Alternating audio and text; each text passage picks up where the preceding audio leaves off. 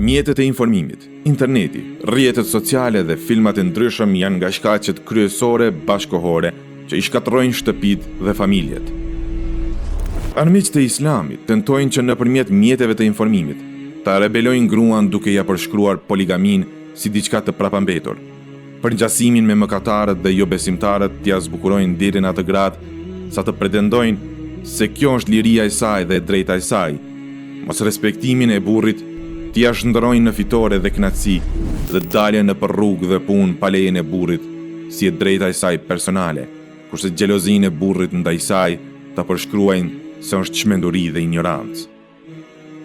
Dalja e gruas për punë dhe përzierja e saj me burra të huaj është një nga shkaqet e divorcit.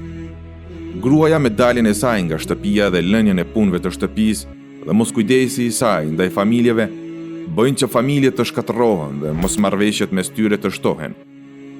Ndodh që burri ta përgatiti bukën vet dhe të kujdeset për fëmijë, edhe pse kjo është detyrë e gruas e jo e burrit, dhe mund të bie shkak që të fillojnë grindjet mes tyre dhe të përfundojnë me ndarje.